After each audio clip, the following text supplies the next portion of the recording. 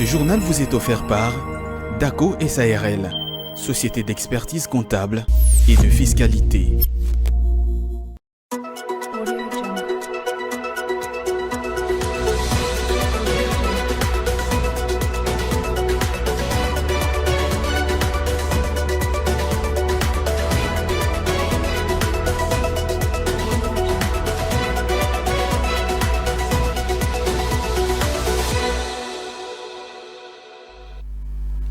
C'est la rétrospective de la semaine sur Ecofin Télévision, mesdames et messieurs. Bienvenue à tous dans une série d'ordonnances lues le lundi 4 décembre 2023 sur les antennes de la télévision nationale congolaise. Le président de la République, Félix Antoine Tshisekedi Tshilombo, a procédé aux nominations des ambassadeurs et chefs de mission diplomatiques, d'un administrateur de la banque, des membres du secrétariat exécutif du CNRF et d'un général à la tête de la réserve nationale de l'armée, des nominations qui reflètent sa volonté de renforcer divers secteurs clés de l'État. Écoutez. Est nommé coordonnateur national de la réserve armée de la défense en République démocratique du Congo, lieutenant général Padiri Boulenda David. Sont nommés coordonnateurs nationaux adjoints de la réserve armée de la défense en République démocratique du Congo, aux fonctions spécifiées en regard de leur nom, les officiers ci-après. Coordonnateur national adjoint en charge de l'organisation et du renseignement, général-major Mayanga Makishuba Janvier. Coordonnateur national adjoint en charge du recrutement et de la mobilisation. Général de brigade Godas Soupa Emery sont nommés membres du conseil d'administration du Fonds de lutte contre les crimes organisés Folico en sigle, les personnes dont les noms suivent. Monsieur Mboua Mongele Cyril, Monsieur Isofa Nkanga Edmond, Monsieur Mukota Muteba Moro, Monsieur Mawa Wanzambi Kanda Paulin, Monsieur Koutoulou Koussapax, sont nommés aux fonctions spécifiques en regard de leur nom les personnes dont les noms suivent. Monsieur Mboua Mongele Cyril, président du conseil d'administration. Monsieur Mukota Muteba Moro, directeur général. Madame Swangana Mujinga Aurélie Thérèse, directeur général adjoint. Est nommé secrétaire exécutif de la cellule nationale des renseignements financiers CNRF en sigle, Monsieur Kisula Betika Yeye Adler. Est nommé secrétaire exécutif adjoint de la cellule nationale des renseignements financiers CNRF, en sigle, Madame Lutundula Akachi Chantal. Est nommé administrateur de la Banque centrale du Congo, Monsieur Lusambantumba Martin. Est nommé consul général de la République démocratique du Congo à Kigoma, en République unie de Tanzanie, Monsieur Louis Kinyamba Kitambi. Est nommé ambassadeur extraordinaire et plénipotentiaire de la République démocratique du Congo, près la République du Congo, Monsieur Inzun Kakiak Justin. Plus de financements pour implémenter les projets congolais d'adaptation et d'atténuation aux côtés de la révision à la hausse du prix de la tonne de carbone et l'accès au marché souverain représentent quelques-unes des exigences congolaises à la COP28 qui se déroule actuellement à Dubaï, aux Émirats Arabes Unis. On écoute à ce sujet la ministre congolaise de l'Environnement, F. Bazaïba, qui représente la République démocratique du Congo à ces forums, dont la clôture est prévue pour le 12 décembre prochain. Nous demandons que ici soit acté que la seule solution basée sur la nature présentée par les scientifiques, c'est la protection des forêts, des tourbières, des mangroves, toute la biodiversité qui s'ensuit et aussi les minéraux critiques qui nous amènent vers la transition écologique pour atteindre l'objectif des 1,5 degrés Celsius. Mais aussi que nous avons besoin des finances, beaucoup de fonds, pour que nous puissions nous-mêmes implémenter nos propres projets d'adaptation et d'atténuation avec la révision à la hausse du prix de la tonne de carbone et l'accès au marché souverain. On ne peut pas continuer à être à la merci du marché volontaire. Et enfin, nous saluons le fonds des pertes et dommages. Nous disons que ces fonds-là ne puissent pas occulter l'engagement pris par les pays pollueurs, par principe pollueur-payeur, de 100 milliards de dollars par an chaque année, et que ces fonds ne soient pas comme les fonds passés où l'accès est difficile, il y a opacité de gestion. La meilleure chose serait d'intégrer les pays bénéficiaires dont nous sommes dans la gestion des fonds pour assurer la transparence. 62 millions de dollars américains, c'est l'enveloppe négociée et obtenue par la République démocratique du Congo auprès des Émirats arabes unis en marge de cette COP 28 qui se tient à Dubaï. Ces montants visent à renforcer les ambitions du pays, notamment dans les cadres de la structuration du marché de crédit carbone. Suivez. C'est l'envoyé spécial du chef de l'État, Stéphanie Mbombo, qui a fait cette annonce du haut de la tribune en marge de ses assises ouvertes depuis le 30 novembre dernier. Cette enveloppe de 62 millions de dollars américains a été accordée à la République démocratique du Congo après des négociations entreprises avec les autorités émiraties. Selon l'émissaire du président de la République, Félix Tshisekedi, à cette 28e conférence des Nations Unies sur le changement climatique, l'obtention de cette enveloppe n'est pas une priorité pour les pays, mais c'est plutôt le respect de la souveraineté du pays et la confiance réciproque entre États qui prime. Cette journée est spéciale pour nous. Je suis l'envoyé spécial du chef de l'État pour la nouvelle économie du climat. Je suis ravi de vous annoncer aujourd'hui une enveloppe du montant de 62 millions de dollars comme paquet FCLP pour la RDC. Ce n'est pas notre objectif tout ce million, mais le plus important est que nous puissions marcher ensemble et cela avec les pays qui respectent notre souveraineté et ça, c'est très important. La présence de la République démocratique du Congo à ces assises n'est pas de moindre importance car les pays disposent d'un énorme potentiel à travers ces forêts que peuvent générer jusqu'à 398 milliards de dollars américains par an selon les récents rapports du PAM et ses réserves incommensurables en carbone dont la nature a amplement besoin aujourd'hui. Aux autorités congolaises de continuer de forcer la manche pour obtenir de la communauté internationale la reconnaissance qui leur revient de droit. Le plan de retrait progressif de la MONUSCO sera sur la table du Conseil de sécurité le 11 et le 20 décembre prochain. C'est l'annonce faite par le ministre des Affaires étrangères Christophe Lutundula et la représentante de la mission onusienne en République démocratique du Congo, Bintou Keïta, aux diplomates russes, américains, chinois de l'espace européen et africain qu'ils ont récemment reçus tour à tour. Suivez.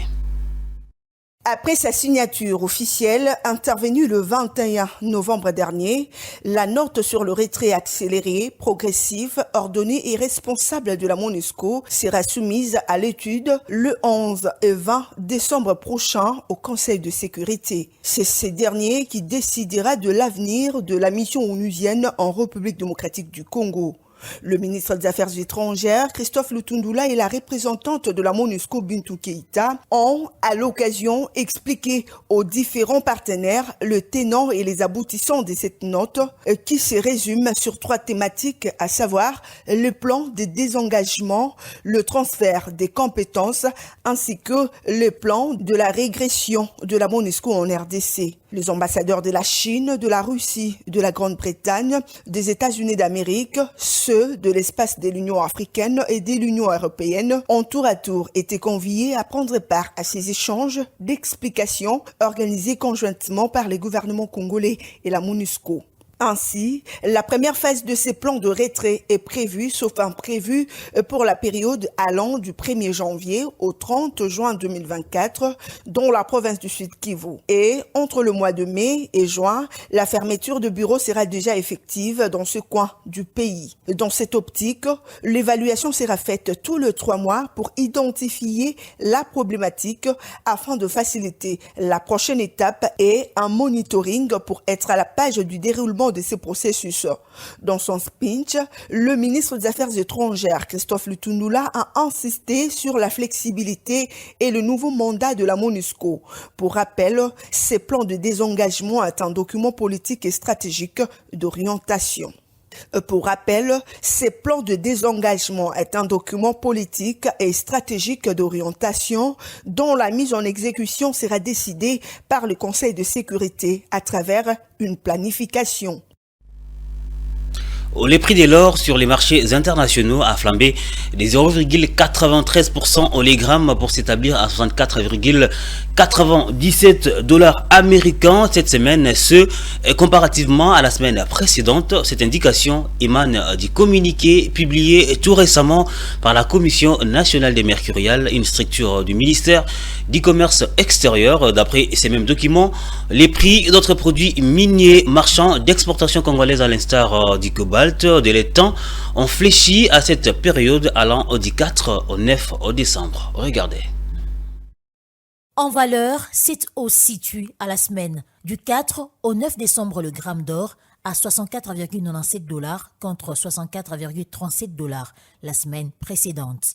Dans cette perspective des tendances haussières des prix, la tonne du cuivre et le gramme d'argent s'y sont alignés en se négociant respectivement à 8 309 dollars contre 8 234 dollars une semaine plus tôt et 0,79 dollars contre 0,78 dollars précédemment.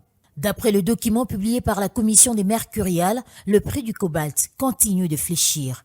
Comme la semaine dernière, la tonne du cobalt a légèrement baissé, passant de 32 757 dollars à 32 752 dollars, soit une recrue de 0,2% la tonne.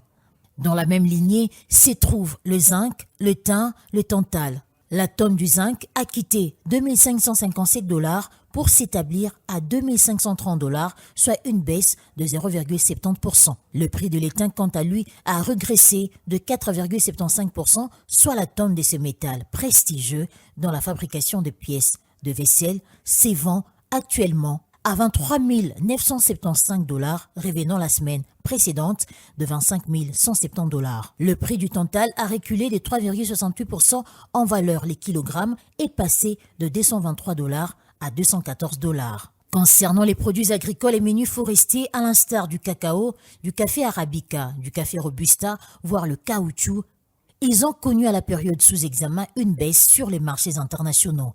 D'autres par ailleurs, comme la poudre de totakina, le sel de quinine, la papaïne, les écorces de quinine, ont gardé stable leur prix.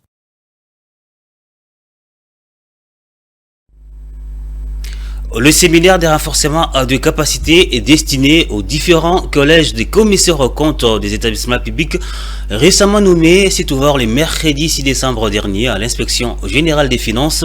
Ce séminaire riche en contenu a connu à son ouverture la participation de plusieurs personnalités des marques, en l'instar de l'inspecteur général, chef des services de l'UGF Jules Alinguetekei. Regardez.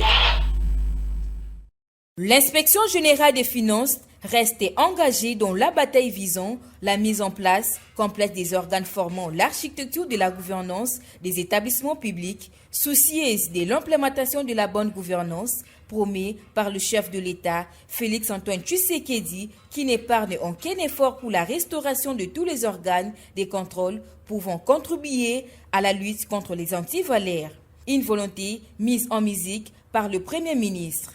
Le représentant de ces derniers, qui a ouvert cette cérémonie, livre ici les raisons de ces séminaires. Je suis venu parce que délégué par son Excellence Monsieur le Premier ministre pour procéder à l'ouverture de ce séminaire de formation, de renforcement des capacités des commissaires aux comptes, qui leur permettra au terme d'avoir un bagage pouvant les conduire à bien accomplir leur travail de contrôle dans les établissements publics où ils sont désignés. L'inspecteur général des finances, chef de service, Jules Alinguetekei, qui envisage de renforcer les missions de la patrouille financière, est heureux de savoir qu'il n'est plus seul à œuvrer pour l'implémentation de la bonne gouvernance dans les établissements publics. L'inspection générale des finances est heureuse de constater la détermination sans faille de son Excellence Monsieur le Président de la République, chef de l'État, et de son Excellence Monsieur le Premier ministre, chef du gouvernement, de réhabiliter dans toutes les entités publiques la fonction contrôle afin d'implémenter la bonne gouvernance. Donc l'inspection générale des finances va accompagner les commissaires aux comptes dans leur travail de manière à ce que tous ensemble nous puissions améliorer la gouvernance de ces entreprises et à amener une contribution significative au budget de l'État. Quant au séminaire proprement dit, les cadres légaux et la déontologie du commissariat aux comptes dont les établissements publics ont été détaillés. Et le participant témoigne. Ce qui nous a été enseigné nous sera très utile durant notre mandat. 20 ans après, la dernière mise en place des commissaires aux comptes dans les établissements publics, 144 commissaires seront installés le 14 décembre prochain. Toujours dans ce même chapitre, ce séminaire des formations de nouveaux commissaires aux comptes dans les établissements publics s'est poursuivi le jeudi 7 décembre 2023 à l'amphithéâtre Félix-Antoine Tshisekedi de l'inspection générale des finances à Kinshasa, animé par les présidents de l'Ordre national des experts comptables ONEC en sigle. Ce deuxième jour a eu pour thème la planification des commissaires aux comptes avec pour objectif de renforcer la gouvernance des établissements. Commentaire. Au cours de ces séminaires, les commissaires en compte est appelé à planifier son audit en tenant compte de l'environnement, des organes de contrôle interne, ceci pour l'élaboration d'un bon plan d'exécution. Dans ce mot, le numéro 1 de l'ONEC a souligné les différentes étapes de planification, à savoir la planification et procédures inhérentes, l'identification des risques, la stratégie d'audit, les plans d'audit, mais également les plans définitifs. Au sortir de l'audience, ce dernier a épinglé en un mot l'objectif principal de ces assises. C'est principalement pour renforcer la capacité de nos membres, pour que ensemble nous puissions voir comment nous pouvons assister le gouvernement à améliorer la gouvernance dans les établissements publics. Occasion également pour certains participants de saluer l'initiative. C'est très important parce que sans une bonne planification, on ne peut pas exécuter un bon travail et in fine, vous n'aurez pas un bon rapport du commissaire aux comptes. Notons qu'au cours de ce séminaire des 3 jours, les participants sont édifiés sur les cadres légaux et déontologie du commissariat aux comptes dans les établissements publics et cadre légal au ADA. L'inspecteur général des finances, chef des services Jules Alingueté, interviendra les derniers jours sur les attentes du gouvernement par rapport au travail des commissaires aux comptes dans les établissements publics. Le ministre de l'enseignement primaire, secondaire et technique, Tony Imwabakazadi, a fait le déplacement du ministère de la fonction publique, modernisation et de l'administration et innovation du service public. C'était le jeudi 7 décembre. Objectif de la rencontre, échanger avec les VPM en charge de la fonction publique Jean-Pierre Liaou au sujet de l'audit du fichier du personnel du ministère de l'EPST. Suivez. Après avoir accueilli son hôte, le vice-premier ministre de la fonction publique Jean-Pierre Liaou a eu un tête-à-tête avec le ministre Tony Imwabakazadi pendant quelques minutes avant de rejoindre les équipes techniques de la fonction publique et de l'EPST pour une séance didactique. Se confiant à la presse, le ministre Tony Imwabakazadi a avancé la raison de cette rencontre. Le gouverneur de la Mongala avait procédé à la suspension du comité provincial, c'est-à-dire les prophètes, l'IPP et le DIPROCOP, en les remplaçant par un intérimaire qui se trouve être un ancien agent de l'EPST. Mais aussi, il s'est étendu sur la situation prévalente dans la province de la Mongala et qui a été sujet d'échange avec son collègue. Le ministère de l'EPST au niveau national m'avait poussé à suspendre alors cette province éducationnelle et la mettre sous tutelle d'une autre. Le VPM de la fonction publique, en tant que notable de la Mongala, en a profité de notre séance de travail pour me faire part de la tristesse qui a frappé tous les Mongalais et Mongalais, si ça se dit. Alors on a convenu que le ministère de l'EPST puisse lever la suspension de la province éducationnelle et je promets que ça sera fait aujourd'hui. Notons par ailleurs que le vice-premier ministre de la fonction publique Jean-Pierre Liaou a promis, toutes affaires cessantes, de prendre des mesures conséquentes pour mettre hors d'état de nuire les syndicats qui est à la base des désordres à l'EPST. La République démocratique du Congo se prépare à conclure sa 5e revue dans le cadre de l'accord des facilités élargies des crédits, un programme économique conclu avec les Fonds monétaires internationaux, mais qu'apporte concrètement ces programmes à l'État congolais. Dans une récente sortie médiatique, le ministre des Finances congolais Nicolas Kazadi s'est étendu sur les bénéfices dont tire l'État du dit programme. Plus de précisions dans ses commentaires. La conclusion prochaine de la 5e revue de l'accord au titre de la facilité élargie de crédit marquera une nouvelle étape pour la République démocratique du Congo qui s'investit considérablement dans l'effort de rendre plus transparentes ses finances publiques. Par ses soucis de transparence, en croire le ministre des Finances Nicolas Kazadi, les pays pourraient bénéficier à l'échiquier international de plusieurs financements tant privés que publics nécessaires pour la réalisation de ces grands projets. Le signe que nous avons la volonté de mettre de l'ordre dans nos finances publiques et de les gérer selon des normes acceptables. Avoir un programme avec le FMI, c'est comme faire auditer les comptes pour une entreprise. C'est un gage de sérieux, ça vous donne accès à plus de financement, qu'il soit public ou privé, parce que ça rassure l'investisseur. Au-delà des réformes clés instaurées dans le secteur financier grâce à ces programmes, conclus avec cette institution de Bretton Woods, le pays a pu mobiliser de recettes extérieures comme jamais fait par le passé. Nous avons pu mobiliser des ressources extérieures comme jamais par le passé. Qu'il s'agisse des ressources multilatérales, qu'il s'agisse des investissements privés. Nous avons aujourd'hui plus de 8 milliards de dollars supplémentaires en projets de développement en cours de réalisation. Rappelons que lors du sommet du G20 Compact with Africa qui s'est tenu en novembre dernier en Allemagne, le chef de l'exécutif congolais Jean-Michel Samaloukonde s'était entretenu avec la directrice générale du FMI. Cette dernière avait pour l'occasion félicité la République démocratique du Congo pour son atteinte avec succès à sa 5e revue dont l'approbation pour décaissement de fonds au conseil d'administration est prévue à ce mois de décembre. La digitalisation représente l'une des réformes majeures à mener en République démocratique du Congo. C'est ce qu'a indiqué le ministre des Finances Nicolas Kazadi au cours de cette même sortie médiatique. Cette réforme, poursuit-il, permettra de réduire sensiblement la fraude et d'améliorer entre autres la transparence dans la mobilisation de recettes. On l'écoute.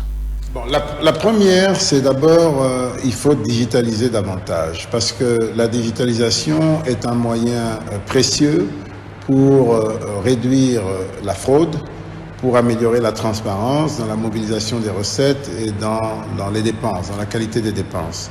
Donc la digitalisation est un impératif. Le deuxième élément, c'est la fiscalité. Il faut bien entendu une fiscalité plus optimale, c'est-à-dire mieux d'impôts, c'est-à-dire des impôts optimisés. Il y a beaucoup de prélèvements qui n'ont plus de raison d'être. Mais il faut aussi et surtout cette grande réforme qui constitue à introduire l'impôt sur les personnes physiques. Et nous l'avons réussi.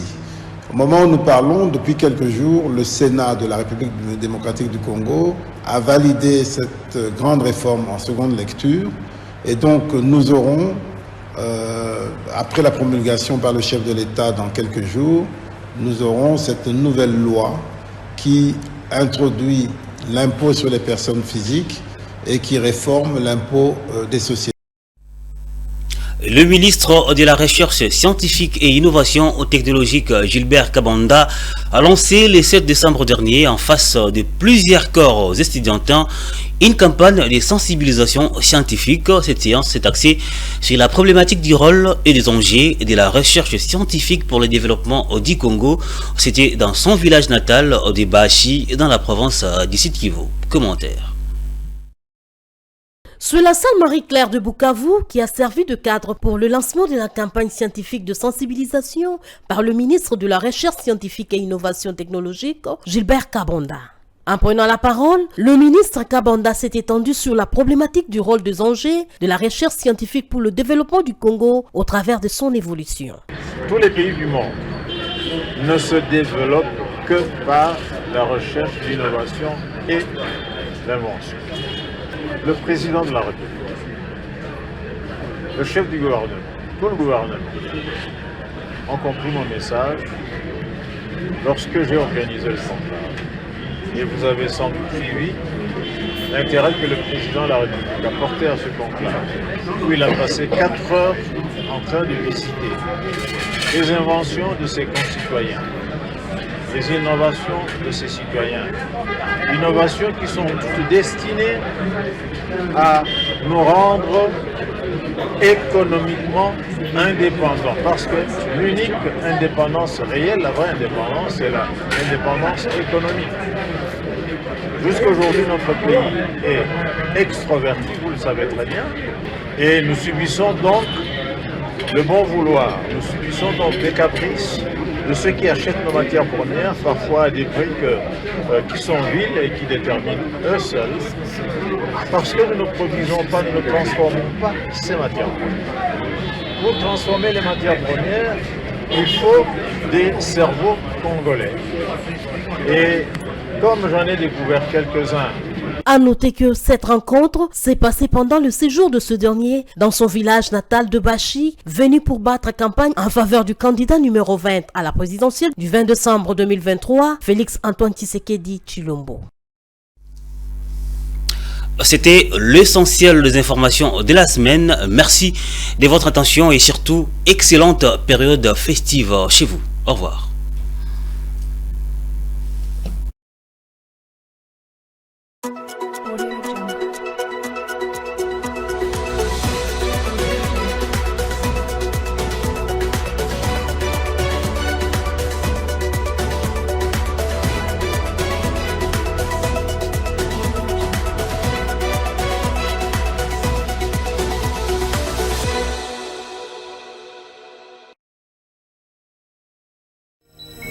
Ce journal vous a été offert par DACO SARL, société d'expertise comptable et de fiscalité.